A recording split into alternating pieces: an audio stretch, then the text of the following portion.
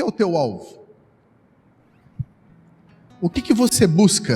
Qual que é o empenho que você tem, que você dedica todos os dias quando você se levanta?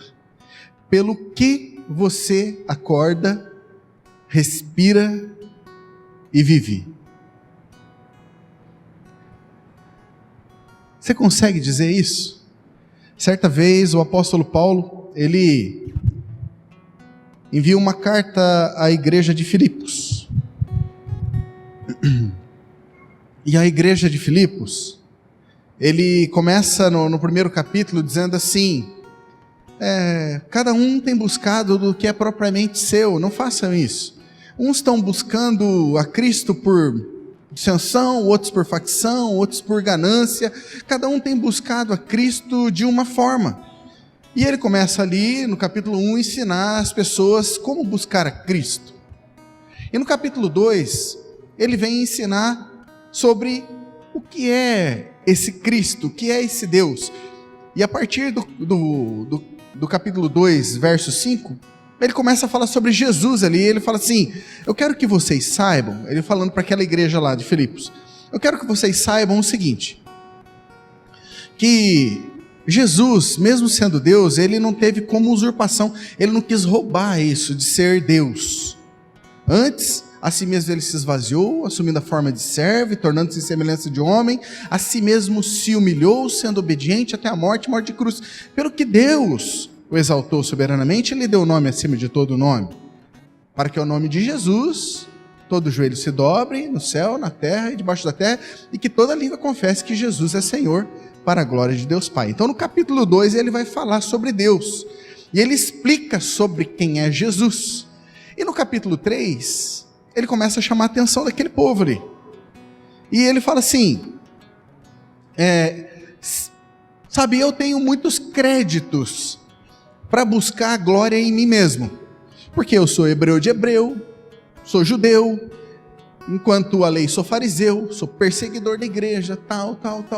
Então assim, eu bato todos os recordes aqui, e eu tenho certeza de que nenhum de vocês aqui seria melhor do que eu no quesito mérito. Só que eu considero isso tudo como perda, né? Para ganhar a Cristo. O que ele quer? Agora ele começa a falar do alvo dele. Ele começa a falar assim: eu quero ganhar a Cristo. Sabe, eu estou considerando tudo como perda. Nada de que esse mundo tem tentado dizer para mim que é valoroso, de fato é. Na verdade, em algumas versões, o apóstolo Paulo, ele coloca essa palavra como: eu considero tudo que me tem dado nesse mundo como esterco. Para não falar até uma palavra mais forte que cada um de vocês deve entender. Ele está falando: tudo isso aqui para mim é lixo. Porque para mim, o que realmente vale, o que está acima de toda e qualquer valor, é ganhar a Cristo. E o que é esse ganhar a Cristo? É fazer participante dele em mim, eu nele, ele em mim. E aí, ele fala assim, Filipenses 3, Filipenses 3, 13. Depois que ele faz toda essa explanação, ele diz assim, ele continua dizendo ali para aqueles cristãos ali que estão ouvindo a carta dele: irmãos, não penso que eu mesmo já tenha conquistado, mas tomo a seguinte atitude, 14. Apresso-me em direção ao alvo, a fim de ganhar o prêmio da vocação celestial de Deus em Cristo Jesus. Você consegue achar uma outra versão para mim, Jean, por favor? De preferência uma revista atualizada. Volta o 13 lá, por gentileza.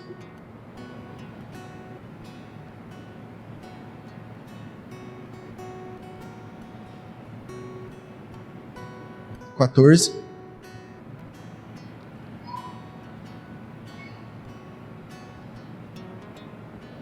Ok.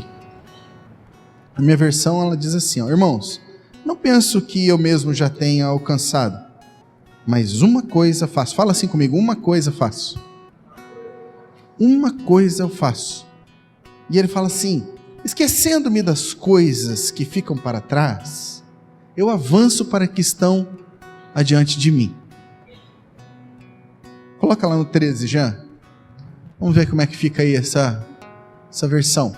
Olha só. Não, irmãos,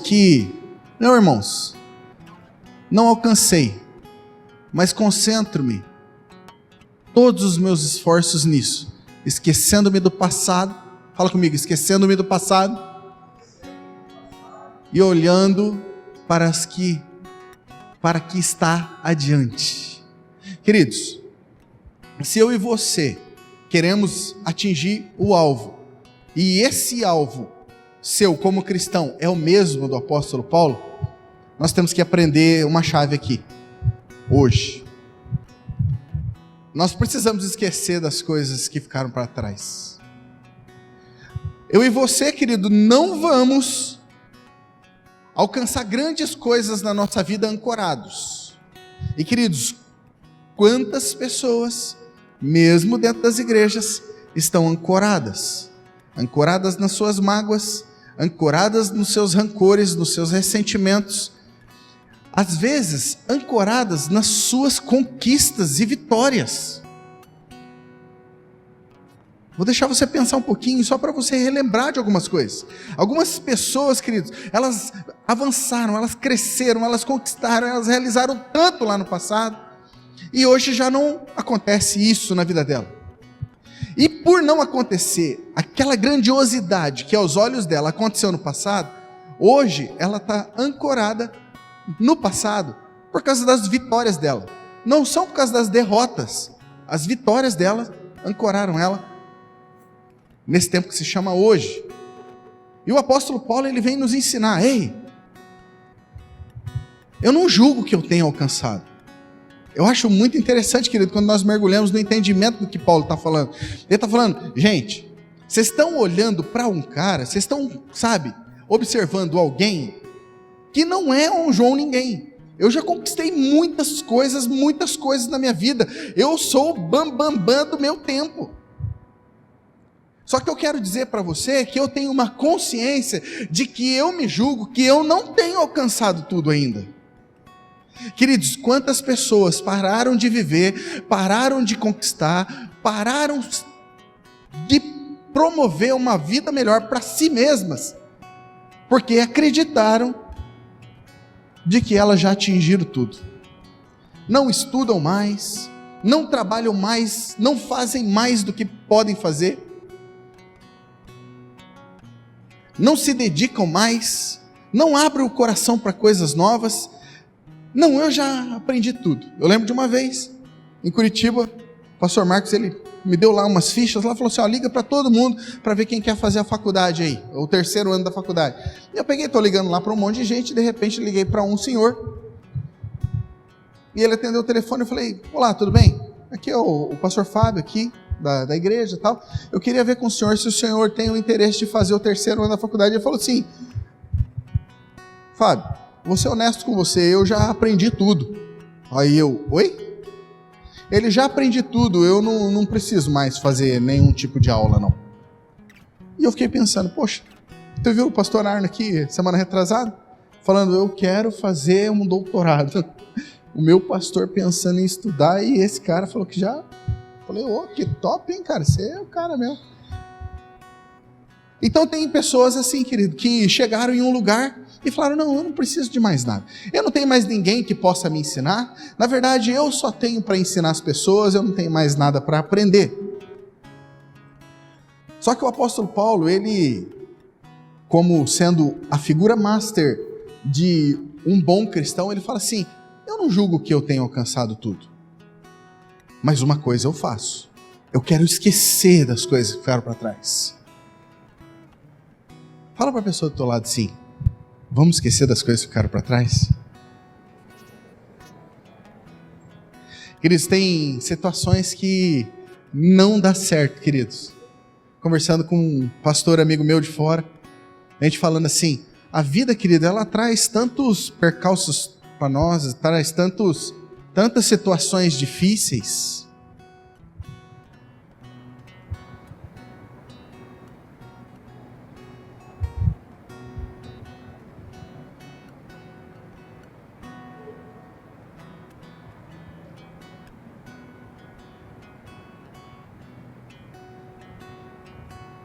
Senta, Vini, senta, Vini. Ela traz tantas situações difíceis para nós, que nós precisamos, em dado momento, falar assim, vou deixar isso aqui para trás e vou começar tudo de novo. Uma pergunta me veio hoje à tarde e eu queria multiplicar essa pergunta com você. Se você tivesse a oportunidade, querido, de fazer algo tudo de novo,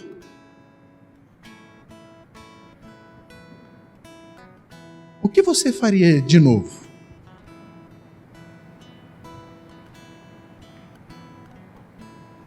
Se você tivesse a oportunidade de voltar atrás, eu não quero dizer que você vai casar com outra pessoa, mas se você tivesse a oportunidade de voltar lá atrás e casar de novo com a mesma pessoa que você casou, o que você faria de diferente? Quantos anos você tem? Como é que está a sua vida financeira? Se você pudesse voltar com a maturidade que você tem hoje, há uns 20 anos atrás, o que você faria de diferente?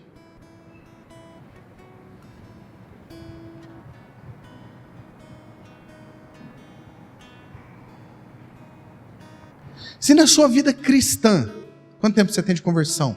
A Elaine falou aqui, 2003, né? Vamos supor que você aí, como a Elaine, está desde 2003 aí. Se você pudesse voltar lá em 2003 e viver uma vida cristã, como que você viveria essa vida cristã? Com a maturidade que você tem hoje, eu quero dizer.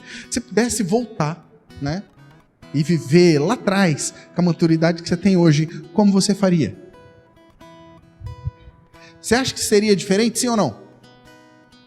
Você acha que sim? Mas o apóstolo Paulo está ensinando algo legal para nós aqui. É claro que alguns de nós têm mais passado que futuro, né? Não sei se você entende. Tem mais passado que futuro. Mas você tem muito futuro pela frente ainda, né? Quando eu encontro algumas pessoas, eu falo para elas assim, né? A pessoa assusta. Eu falo assim, Fábio, você pretende morrer com quantos anos, mais ou menos? Com 100 anos. Você tem quantos? Oi? 35. 35 para 100 vai dar quanto? 65. Quer dizer, tem muito chão pela frente, né? Rafa, você pretende morrer com quantos anos? Quais são os seus planos de morte? 110?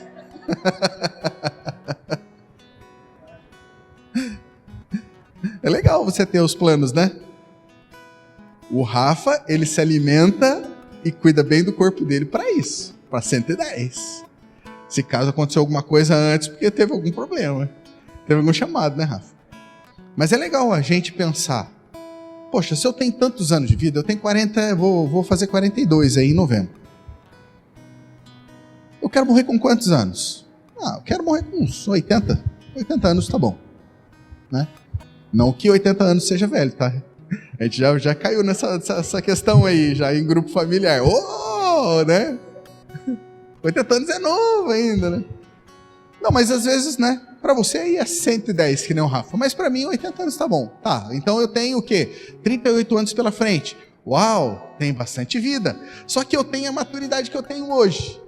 Eu quero que você entenda onde eu quero chegar. E ele falou assim, agora, já nesse tempo, eu entendi uma coisa. Eu vou esquecer das coisas que para trás ficam e eu vou avançar para diante de mim. Sabe o que ele está dizendo? Vou dar um reset na minha vida. Vou dar um boot, vou zerar tudo. E eu vou começar exatamente agora. Eu me determino a começar de novo a minha vida com a maturidade que eu tenho agora, com toda a bagagem que eu adquiri durante ao longo de toda uma vida. Queridos, se você for parar para pensar, você tem um grande privilégio na vida. Você tem muitos anos de vida pela frente. Se tiver mais de 3 já tá bom, né? Já tem muitos anos de vida pela frente.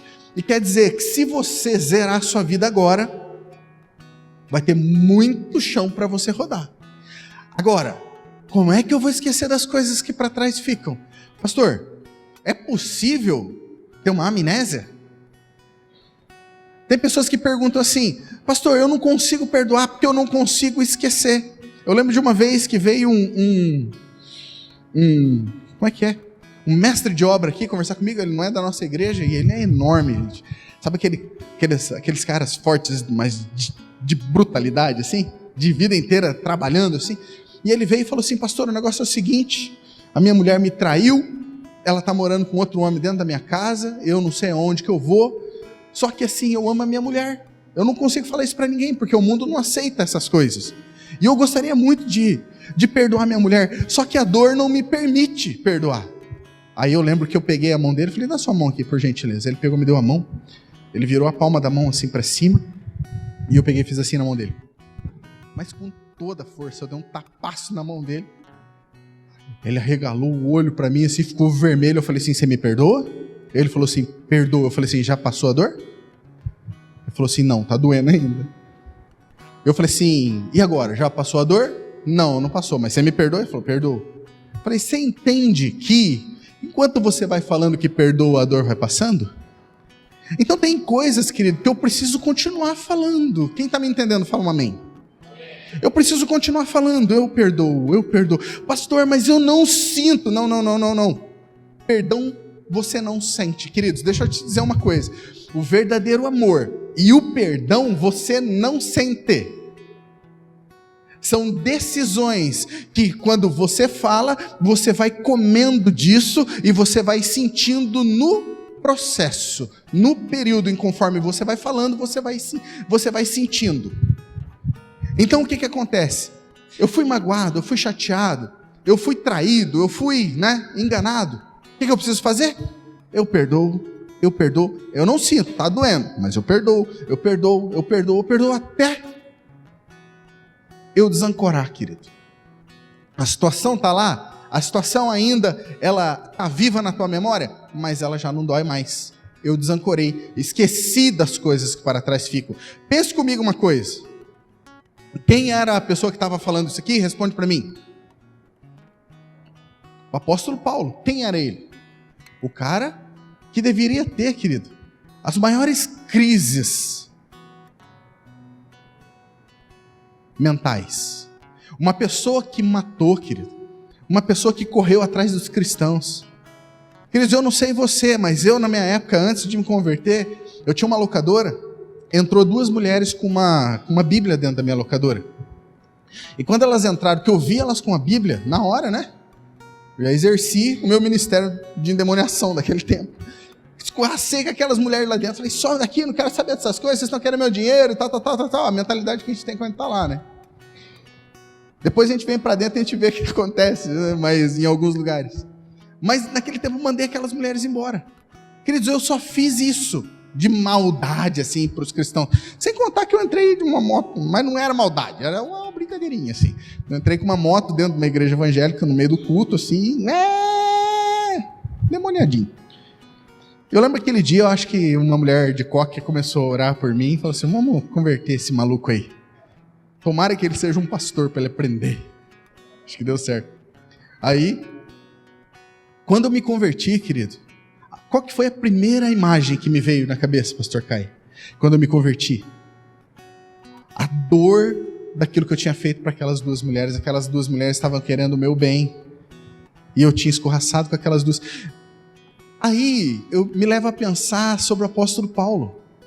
Imagina o apóstolo Paulo, diz que ele percorria cidades atrás dos cristãos e encarcerava eles. Ele dava o aval para que cristãos fossem mortos. Talvez ele mesmo matou alguns homens, mulheres e crianças. Imagina quanta coisa estava dentro da mente daquele homem, querido.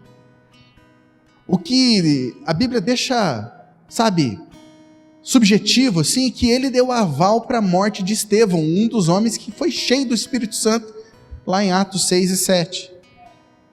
Então ele tinha, querido, muita coisa na cabeça dele, do passado dele. Mas de alguma forma, querido, ele foi instruído a esquecer as coisas que ficaram para trás. E hoje eu queria criar esse clima aqui, querido, para que isso fosse registrado, querido, no teu espírito. Porque eu tenho certeza absoluta que você já viveu muita coisa ruim. Eu tenho certeza que você já viveu muitas experiências negativas. Muitas pessoas já devem ter falado muita coisa sobre você que talvez não é verdade. E que julgaram que era verdade. mas que está aí, ancorando você em um tempo onde Deus está querendo levar você para outro. Eu posso ouvir um amém? Queridos, eu sinto no meu espírito que hoje vai acontecer algo diferente aqui nessa noite. Deus está querendo levar você para um outro lugar, querido. Sabe, o teu alvo é Cristo. O teu alvo, querido, não é as pessoas da sua família, as pessoas que te feriram. O teu alvo não é as pessoas lá do teu trabalho que não concordam com você. Não é o seu marido, não é a sua esposa, não é os seus filhos. O seu alvo não é nada disso, querido. Chegou, querido, o dia da gente pôr um fim nessas coisas. E falar assim, eu vou me esquecer das coisas que ficaram para trás. E hoje eu vou me determinar, eu vou avançar para que estão adiante de mim. Queridos, algumas pessoas têm uma potência emocional para dar um basta nas situações que eu fico assim,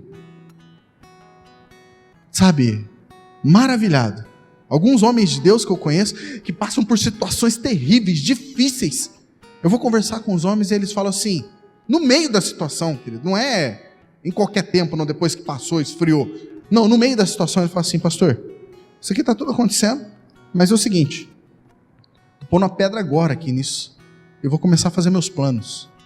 Sabe, eu vou começar a viver as coisas boas que Deus tem para mim, eu vou começar a viver o melhor de Deus para minha família, eu vou viver o melhor de Deus para minha saúde, eu vou começar a cuidar da minha alimentação, vou começar a fazer exercício, eu vou começar a viver algo maravilhoso para mim. Eu me determino a parar de fazer semeaduras negativas já, e vou começar a trabalhar um terreno fértil para novas semeaduras, para as coisas tremendas na minha vida. Sabe por quê? Porque o meu alvo é Cristo.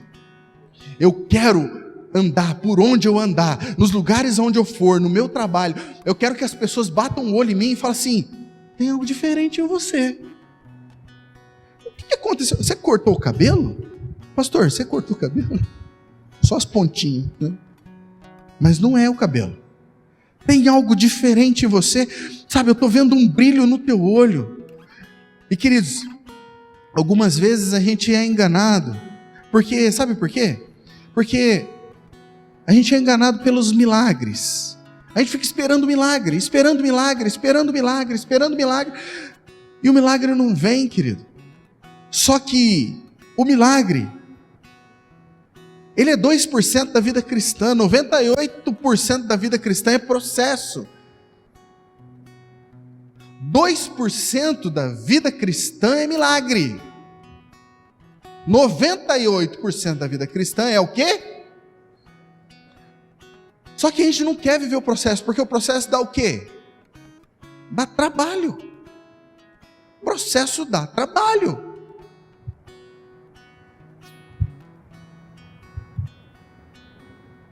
E o apóstolo Paulo, ele fala isso, ele fala assim, eu vou esquecer das coisas que ficaram para trás e vou avançar para que estão diante de mim.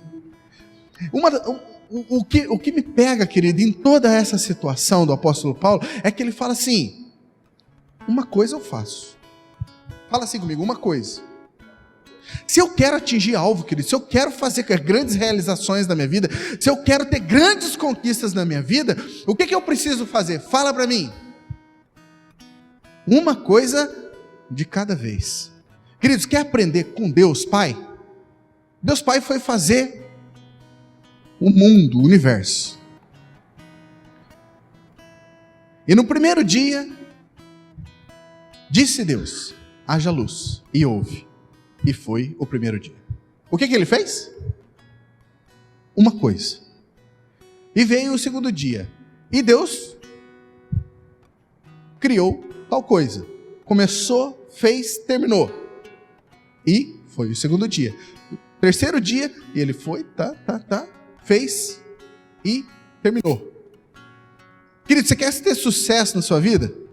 Pergunta para a pessoa do lado, você quer ter sucesso na tua vida? Você precisa focar. Você consegue imaginar alguém com arco e flecha na mão? Não. Presta atenção em mim aqui. Alguém com arco e flecha na mão que não tem foco. Ele está olhando para vários lugares. Não tem foco. Não tem condição, querido, de acertar alvo. Não, eu preciso ter um alvo. Qual é o meu alvo? O meu alvo é Cristo. O meu alvo é Cristo. Aí ele fala assim, o meu alvo é Cristo, para alcançar o prêmio do chamado celestial em Cristo Jesus. Queridos, eu fico pensando, se somos cristãos, qual é o meu alvo? Meu alvo é Cristo. Eu quero alcançar o prêmio do chamado celestial de Deus em Cristo Jesus. Eu não quero perder isso de vista. Eu não quero perder isso de vista. Olha só o que diz ali em Lucas 10, 38, a partir do 38, Jean, por gentileza.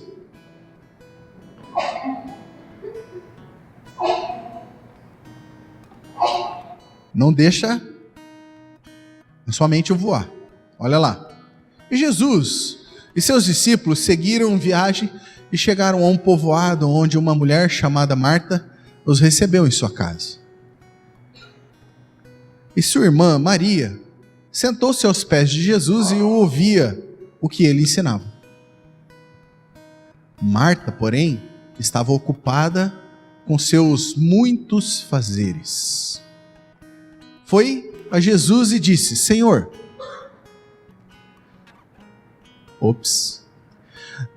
não o incomoda que minha irmã fique aí sentada enquanto eu faço todo o trabalho? Diga-lhe que venha me ajudar. Mas o Senhor respondeu, Marta, Marta, você se preocupa e se inquieta com todos esses detalhes. Pode parar aí já. Marta recebe Jesus na casa dela. Ela está recebendo Jesus. Eu recebi Jesus. Eu coloquei Jesus dentro da minha casa. E sabe o que eu vou fazer? Vou servir ele. Olha o coração dessa mulher. Parece que ela está fazendo alguma coisa errada. Ela recebeu Jesus. E ela foi fazer o quê? Foi para a cozinha. Foi lá, né? Fazer lá uma galinhada, tal, né? Aquele arrozinho soltinho e tal. Cortou picadinho ali. Franguinho bem temperadinho, né? O Rafa tá babando. Pôs as cocas, tudo geladinha lá na geladeira, né? Que já tinha naquela época. E ela falou assim, não, vou dar atenção, vou colocar foco, vou trabalhar para Jesus. Desligou o celular, desligou o WhatsApp e ficou ali dando atenção para Jesus e se dedicando ali. Só que de repente, dado o momento, ela se liga que a irmã dela não tá ali com ela. E ela tá ali se matando, trabalhando para alimentar provavelmente 13 pessoas, mais a irmã 14, mais ela 15, e a irmã dela não tá ali. E aí ela faz o quê? Ela coloca a cabeça aqui. Jesus, não te incomoda não? Que enquanto eu estou aqui trabalhando e fazendo todo o trabalho, a minha irmã fica aí sentada aí te ouvindo? Queridos, qual que é o problema de quando você começa a fazer um monte de coisa? Deixa eu te falar, deixa eu pegar no teu pé um pouquinho. Você sabia, querido, que você deixou Jesus entrar na sua vida, não foi para você servir a Ele?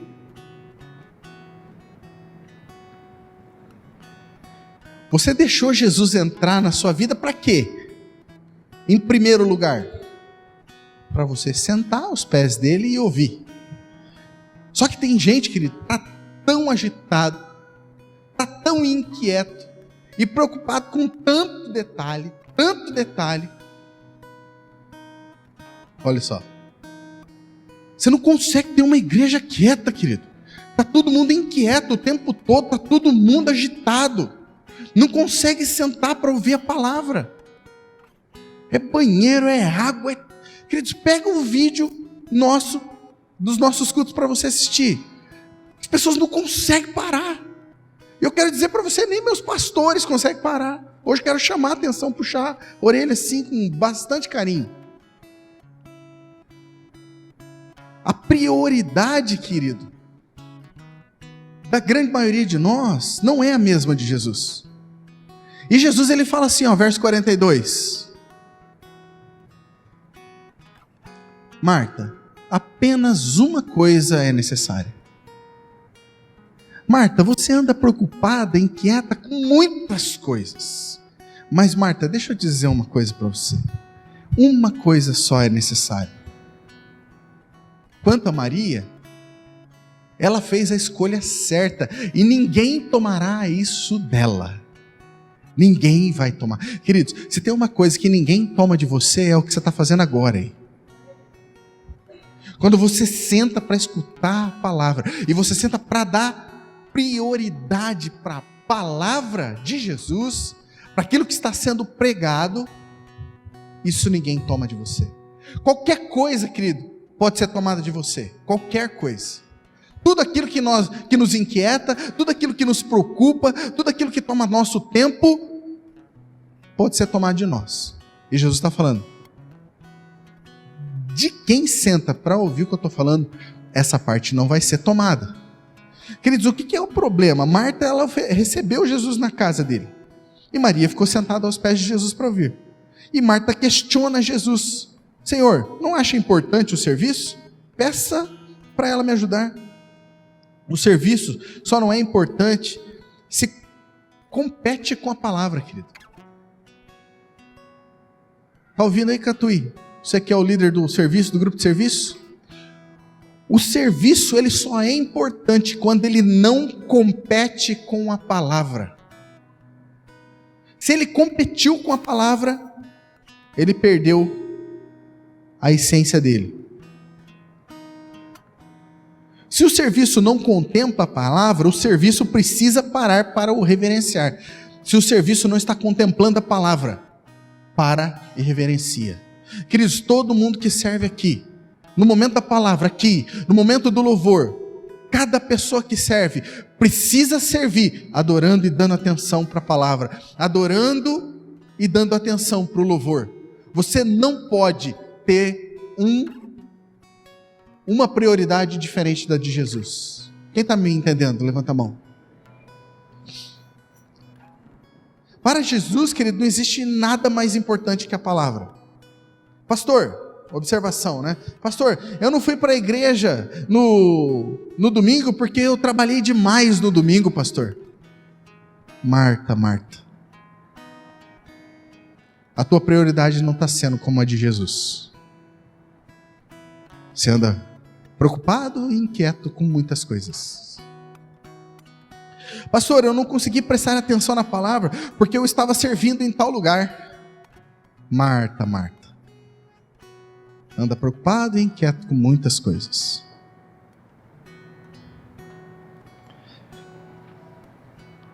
E Jesus, ele fala assim, Marta, você anda inquieta e preocupada com muitas coisas. Você anda preocupado e inquieto com muitas coisas, querido? Quantas coisas tomam a atenção da sua cabeça assim? Como é que anda a tua cabeça? Você consegue parar durante o teu dia e ficar tranquilo? Ou você é agitado e inquieto o tempo todo? Jesus fala assim, Marta, isso não vai ser tirado de Maria. Mas tem muita coisa que você está dando atenção, se preocupando, ficando inquieto. Pode ter certeza, vai ser tomado de você. Não existe nada mais importante do que a palavra aos olhos de Jesus, querido. Agora fala para mim, o que traz preocupação, insegurança e espírito de cobrança ao coração do ser humano? Vou perguntar de novo. O que traz preocupação, insegurança e espírito de cobrança de uns para com os outros?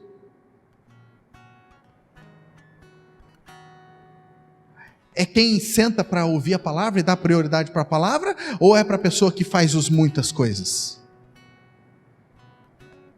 Marta, querido, chega ao ponto de colocar Jesus na parede. Você já viu isso acontecer? Pastor, quero te dizer, vou ser bem sincero. Estou de cara com Deus. Oi? Anda preocupado e inquieto com muitas coisas. Aí faz que nem Marta.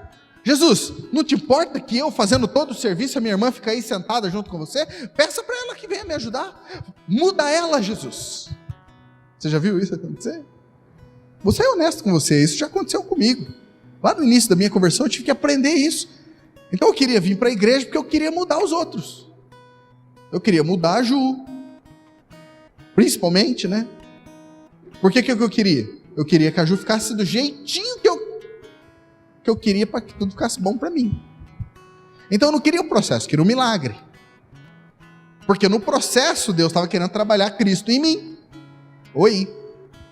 No processo, querido, entre você e sua família, deixa eu te dizer, é bem provável que aquilo que você quer que mude no outro, não vai ser mudado. Mas nesse processo, Cristo está sendo formado em você. Difícil dizer amém, né?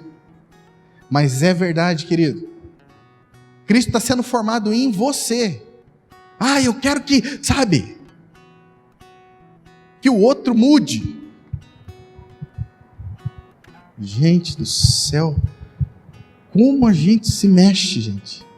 A gente não consegue, mesmo ministrando, falando, vamos dar atenção para a palavra, a gente não consegue sentar e ouvir a palavra. Ainda as pessoas ficam se movendo na igreja. Se vai no cinema, fica 3 horas lá, não vai no banheiro. Na igreja vem 40 minutos, tem que ir no banheiro. Quer dizer, a gente tem que entender que a gente está em uma batalha espiritual. Eu fiquei pensando, querido, mas eu estou há meses para falar essa palavra aqui. Porque eu sei que ia causar um certo tipo de incômodo. Mas nós não estamos reverenciando o que Jesus reverencia. Você concorda comigo? Sim ou não?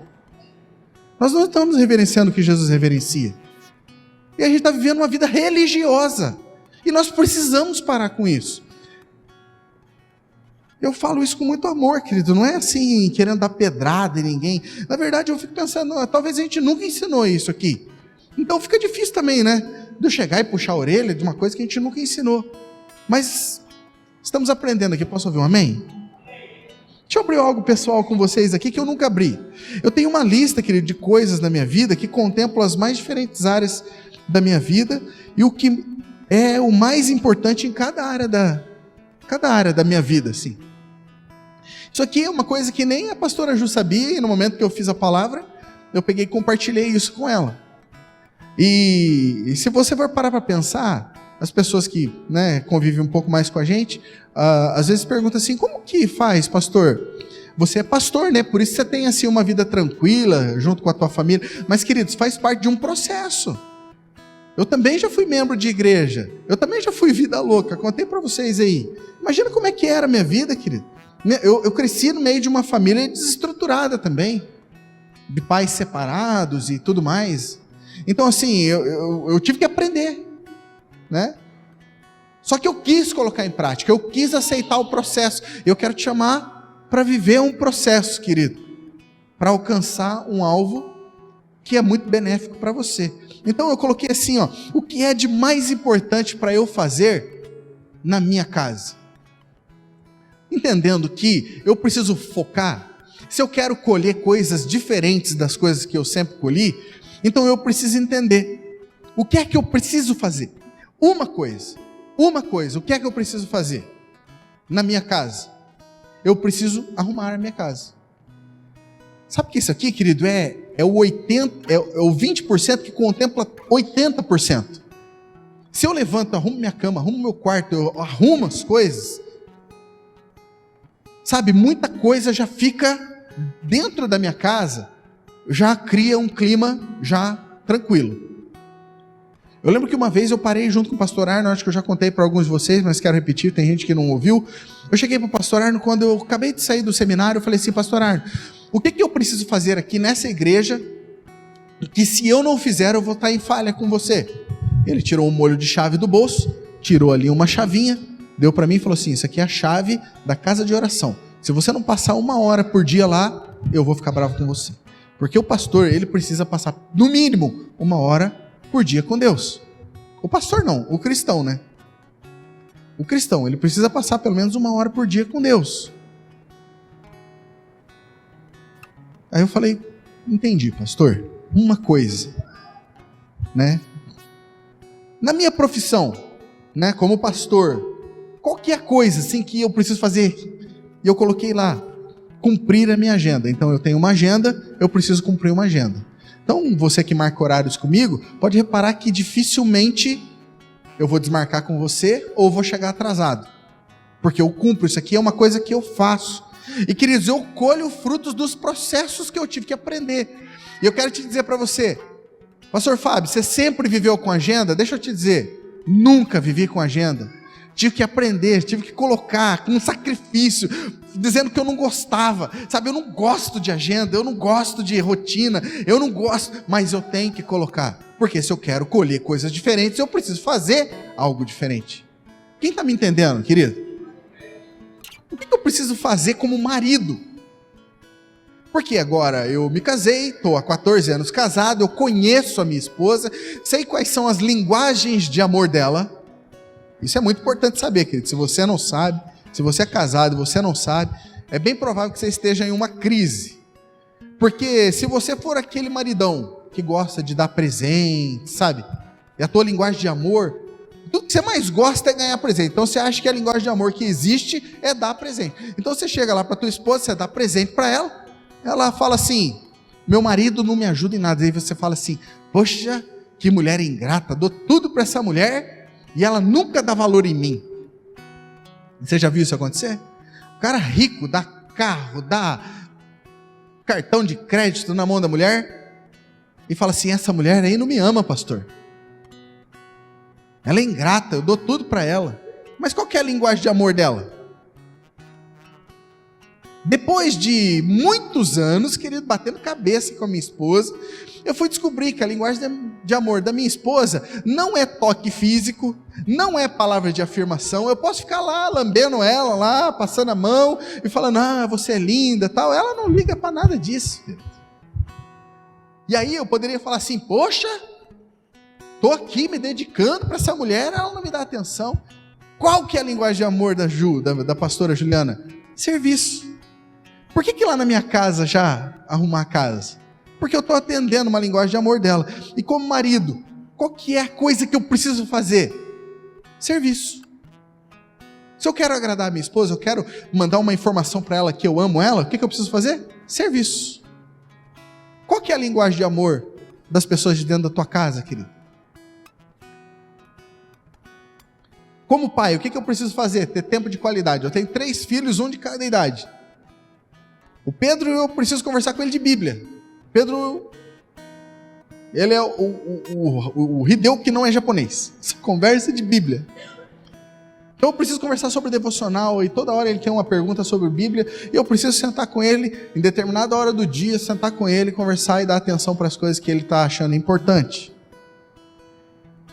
O João, eu tenho que jogar bola com ele, ou tenho que assistir o Minecraft. Quase morro para assistir aquele negócio chato dos caras jogando videogame na televisão.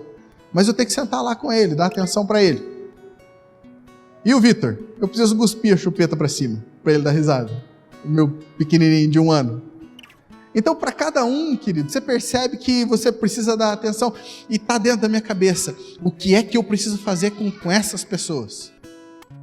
O que eu preciso fazer como cristão? Então lá, o pastor Arno me ensinou. Tempo com Deus, devocional, oração. O que eu preciso fazer na minha saúde? Eu preciso cuidar da minha alimentação. O que eu preciso fazer no meu físico? Fazer atividade física pelo menos 3 vezes por semana. Na minha vida financeira, eu preciso ter controle de gastos e ter investimentos. Você já parou para pensar nisso na sua vida, querido? Ou deixa a vida me levar, a vida leva eu? Se tem uma área, querido, que deixa as pessoas em crise e quem sabe seja uma das maiores porcentagens de divisão de casamentos, é o mau controle financeiro. Você sabia disso? Porque tem cartão de crédito, vai passando cartão de crédito aqui, cartão de crédito ali, cheque especial, empréstimo e agiota e não sei o que e tal. Queridos, essa é uma das maiores crises relacionais, querido. E deixa eu pegar no teu pé aqui. Casais, você casou e deixou a tua carteira em casa? Não existe 2 contas. Você casou, é uma conta só. Eu posso ouvir amém? 4 amém. Tá bom, mas já estamos crescendo, né? Não tem isso, querido. Sonho é tudo junto. Quem tá noivo, quem tá namorando aí, já começa a pensar assim, né, Rafão? Já tudo junto, é tudo junto. Ah, eu quero me unir, mas quero ficar solteiro na carteira. Quem falou para você que é desse jeito? Você precisa conhecer as leis do casamento, querido. Sabia que casamento de Deus tem leis? Aí você entra para dentro de uma instituição de Deus querendo viver as suas leis. Você acha que vai dar certo? Não vai. Desculpe. O que eu preciso fazer nos meus relacionamentos? Eu preciso mandar mensagens, eu preciso sentar à mesa, eu preciso sair junto, eu preciso investir tempo e dinheiro. E na igreja, o que eu venho fazer? Eu venho celebrar a comunhão com todos. O que eu, Fábio Gabriel, venho fazer na igreja? Eu venho celebrar a comunhão com todos. Sabe por quê? Porque se cair essas paredes, se acabar o som, sabe, se acabou a energia, a Agnes ficou rouca, não tem quem cantar, o que eu vim fazer? Eu vim celebrar a comunhão com os meus irmãos. Nós estamos louvando e cantando aqui, acabou a energia, o que a gente continua fazendo? Cantando, louvando, porque a gente não precisa das caixas de som, a gente não precisa dos instrumentos, os instrumentos somos nós. Posso ouvir um amém? Fala assim, o instrumento sou eu. É muito bom porque essas coisas nos ajudam, né? Os instrumentos e os músicos e tudo mais, mas os instrumentos somos nós. E o que eu faço na minha moral? É o último aqui. Eu sou honesto, querido, e verdadeiro. Eu pago as minhas contas. Isso aqui é prioridade para mim. Prioridade. Sabe, não tem esse negócio de esqueci, não. Pô, fulano, você está devendo lá para ciclano, você não passou lá pagar? Rapaz, esqueci. Queridos, isso, sabe como é visto no mundo? Você que é cristão, você que é pastor, você que é líder, e quando você compra alguma coisa e você esquece de pagar, sabe como você é visto lá fora? Como um mau caráter, como um safado. E queridos, quando um cristão, quando alguém de nós resolve não pagar, não cumprir com seus compromissos, quando você acerta, querido, o diabo ele tenta esconder todos os teus acertos. Você sabia disso? Tudo que você faz de certo, o diabo tenta esconder, tudo que você faz. Agora, fale uma vez para você ver. Sabe o que o diabo faz? Ele coloca você no G1, coloca você nas redes sociais. Safado, pilantra que não paga ninguém. Todo mundo fica sabendo. Todo mundo fica sabendo. Aí o vaidoso, a vaidosa vai lá, compra sabendo que não vai ter dinheiro para pagar. E aí, o que o desonesto ele é também? Mentiroso. Todo desonesto ele é mentiroso. Porque ele fala que vai pagar, mas não paga. Aí fala assim, e daí? Não, sabe o que é, tal. Aí vem com tchu-tchu-tchu. Isso não faz parte de você, cristão. Eu posso ouvir amém? Isso não faz parte de você. Se você deve, você paga, querido. Você não fica 6 meses para pagar uma situação. Você não esqueceu, não. 6 meses, você não esqueceu. Você não esqueceu. Você podia ter ido lá e pagar. Então, se o meu alvo é Cristo, querido, eu quero que Cristo seja parecido em mim. Agora, se eu estou buscando Cristo e vivendo da vida toda torta, então tem algo estranho aí acontecendo comigo. Então, quando nós sabemos o que nós precisamos fazer exatamente, nós não nos preocupamos, não nos inquietamos e não nos cobramos uns aos outros, como Marta fez com Jesus em relação a Maria. Marta, ela cobrou Jesus e sua irmã por quê? Porque ela estava insegura e não sabia o que precisava ser feito. Toda vez que eu faço o que eu acho que precisa ser feito, sem saber de fato se é aquilo que precisa ser feito, eu fico inseguro e eu começo a cobrar Deus e o mundo. É assim, querido, que as coisas acontecem. Você cobra Deus e o mundo porque você faz o que faz sem saber se é aquilo que era para você fazer. E muitas vezes não era para você fazer. Não era papel seu. Você sabe o que precisa ser feito? Uma pergunta. Você sabe o que é preciso ser feito? Nas mais diversas áreas da sua vida? Você vive cobrando a Deus e o mundo por suas preocupações? Será que as suas necessidades têm sido as necessidades de Jesus? Será que a palavra tem sido, assim, prioridade para você? A palavra tem sido a coisa mais essencial? Marta, anda ansiosa e preocupada com muitas coisas, mas uma só é necessária. Pastor, mas Marta, ela estava preocupada com as coisas lá da cozinha lá. Mas hoje, eu não tenho só uma casa ou uma cozinha para cuidar, eu tomo conta de muitas coisas. E fica difícil para eu ter tempo para Jesus. Hoje não é só a casinha que eu preciso dar conta. Hoje é uma casa inteira. Eu tenho filhos, tenho contas para pagar, contas para receber, eu tenho empresa, eu tenho emprego, eu tenho cliente, eu tenho banco, eu tenho parentes, eu tenho funcionários, eu tenho igreja, férias, reformas, escola, dentista, muitas coisas. Vamos ver o que um homem realmente ocupado nos ensina? Um homem que foi considerado o segundo coração de Deus, Salmo 27, a partir do verso 1, para a gente encerrar. O pessoal do louvor pode continuar aí, sentadinho.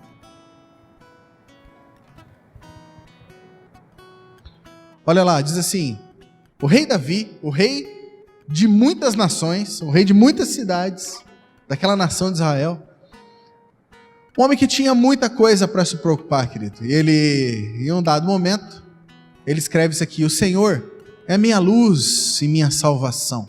Você pode dizer isso, querido? O Senhor é minha luz e minha salvação. Então por que terei medo? Por que eu vou andar ansioso, preocupado? Oi. Deixa eu te fazer uma pergunta. O Senhor é a sua luz, querido? Do que você vai ter medo? Por que você se preocupa e se inquieta? O Senhor é a fortaleza da minha vida. Então, por que estremecer? Por que ficar com medo das situações? O Senhor é a fortaleza da minha vida. Você pode dizer isso, querido? O Senhor é a fortaleza da minha vida. Querido, se você não gravar nada de tudo que eu falei aqui, eu quero que você grave esse versículo. O Senhor é minha luz e minha salvação. O Senhor é a fortaleza da minha vida. Só isso. Grave a palavra de Deus no seu coração. Eu não vou ter medo, eu não vou andar estremecendo por aí. Ai, o que vai me acontecer? Ai. O Senhor é minha luz e minha salvação. De que terei medo? O Senhor é a fortaleza da minha vida. Por que me estremecerei? Verso 2: quando os maus vierem para me destruir, quando os meus inimigos e adversários me atacarem, eles tropeçarão e cairão. Queridos, isso aqui não estava acontecendo. Isso aqui poderia acontecer. Mas o que ele estava lançando para dentro dele? Uma informação. Sabe o que eu vou começar a semear? Eu vou esquecer as coisas que para trás ficam e vou começar a semear. O quê? Palavras de vida. Sabe de uma coisa?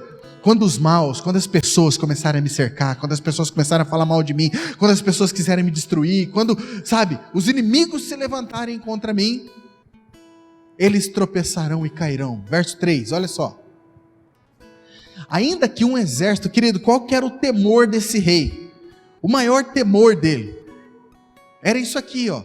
Ainda que um exército me cerque, o meu coração não temerá. Queridos, uma coisa é você não ter controle sobre as coisas de fora. Outra coisa é você não ter controle sobre as coisas de dentro. E o que Davi está nos ensinando aqui, querido, que mesmo em meio a muitas coisas, muitos afazeres, que como rei, com certeza ele tinha para fazer, o que ele tinha de importante para fazer era: vou cuidar das coisas daqui de dentro.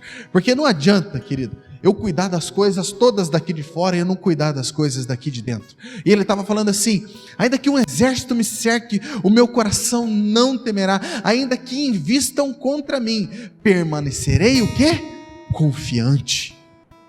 Eu vou permanecer confiante. Não importa a situação que está me cercando. Qual que é a situação que te faz tremer, querido? Qual que é a situação que te coloca medo? Sabe, que te faz ter um pânico. Hoje nós estamos vivendo em dias de, sabe, tanta ansiedade e crises de pânico, porque as pessoas não sabem controlar o quê? Fora ou dentro? As pessoas não sabem controlar dentro.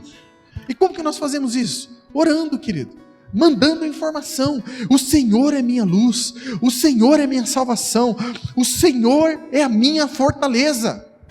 Ainda que o exército me cerque, o meu coração não temerá. Ainda que invistam contra mim, permanecerei confiante. Agora, para a gente encerrar, olha o verso 4. O rei Davi falando: uma coisa peço ao Senhor, e o meu maior desejo é morar na casa do Senhor todos os dias da minha vida. Uma coisa eu peço ao Senhor, e a buscarei, querido. Em outras versões vai dizer: uma coisa eu peço ao Senhor, e eu não estou pedindo um milagre. Uma coisa eu peço ao Senhor, e eu estou disposto a entrar em um processo. Eu vou buscar. Uma coisa eu peço ao Senhor, e eu vou empreender energia. E a buscarei, que eu possa morar na casa do Senhor todos os dias. Para quê? Para que eu preciso da igreja? Por que eu preciso de um templo? Por que eu preciso de um lugar secreto? Para contemplar a beleza do Senhor e meditar no seu templo. O apóstolo Paulo, querido, ele entendeu: uma coisa eu faço, vou deixar as coisas que para trás ficam e vou avançar para que estão diante de mim.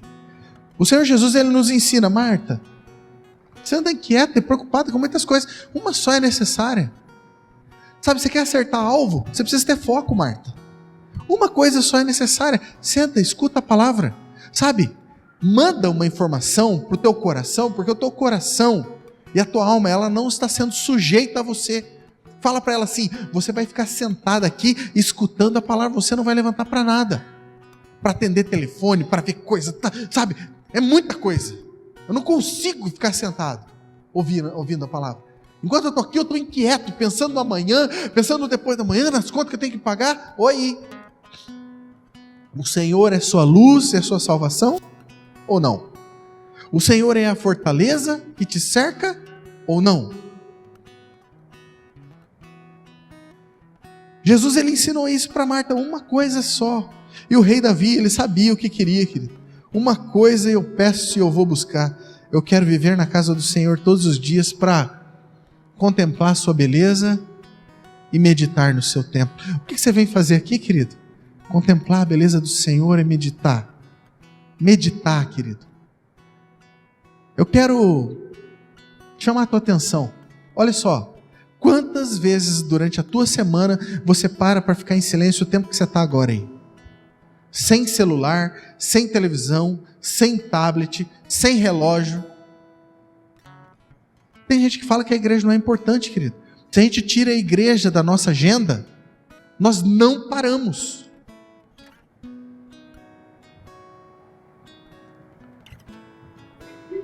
Que esse seja o nosso alvo, querido. Vamos esquecer das coisas que ficam no passado. Eu posso ouvir um amém, querido? Mas assim, eu preciso que você se comprometa com a prática disso. Sabe, o que ficar hoje aqui, precisa ficar hoje aqui. Eu vou esquecer das coisas que ficam no passado. Eu vou viver uma nova vida. É que eu tenho muita vergonha, mas eu queria mostrar a minha foto do antes e depois, querido, do dia que eu entendi isso em relação ao meu físico. Eu pesava 104 quilos, hoje eu tenho 106. Mas sou uma pessoa totalmente diferente. Totalmente diferente. Ainda tá gordinho? Ainda tá gordinho. Mas um dia, eu fui subir a escada que era em Caracol ali, para dar aula lá em cima, lembra, Fábio? E uma pessoa chegou para mim assim e falou assim: pastor, o senhor cansou de subir essa escada? Eu morrendo. Eu falei: eu preciso mudar. E um dia nós fomos para o grupo familiar, graças a Deus o grupo familiar, e alguém falou alguma coisa, acho que foi o Adilson, Beth, falou alguma coisa que aquilo ficou assim na minha cabeça. Eu fui embora, aquele negócio ficou me martelando. Eu falei assim: eu preciso mudar. A minha mulher não orou para ficar casado com um ursinho de pelúcia, um urso polar, né? Falei: poxa, minha mulher é tão bonita, eu tô aí virado num porco velho. Eu preciso cuidar de mim. Não é possível, homens, pelo amor de Deus, né? Desodorante, escovar o dente, andar bem vestido. Você merece, você é filho de Deus. Eu posso ouvir um amém, homens? Nós precisamos fazer novas semeaduras. Esquecer das coisas que ficaram para trás, eu vou avançar para a que estão diante de mim. Eu tenho certeza, querido, que enquanto eu estou falando, o Espírito Santo está colocando várias sementes aí dentro de você. De coisas que você pode, sim, hoje, se determinar a entrar dentro de um processo, sabe, de parar das euforias. Agora, né? Por que eu pedi para fazer isso aqui? Para não ter euforia. Para que a gente se decida, na razão. Sabe, para que a gente apresente um culto racional a Deus. Eu vou me determinar, eu vou esquecer as coisas que ficam para trás e eu vou sim fazer novas semeaduras na minha vida. Quando eu estou pregando aqui, estou olhando o André ali, estou vendo ele postando lá a alimentação dele. Glória a Deus, André. Novas semeaduras, tenho certeza que novas conquistas, não tem como dar errado. Não tem como dar errado, não tem como você plantar uma manga e colher um abacaxi. Aquilo que você planta, aquilo que você está vivendo hoje, são coisas que você plantou lá atrás. Mas você pode falar assim, chega, vou esquecer das coisas para trás, vou começar a plantar coisas novas. Eu posso ouvir um amém? Vamos colocar em pé para dizer que está acabando? Para parecer que está acabando?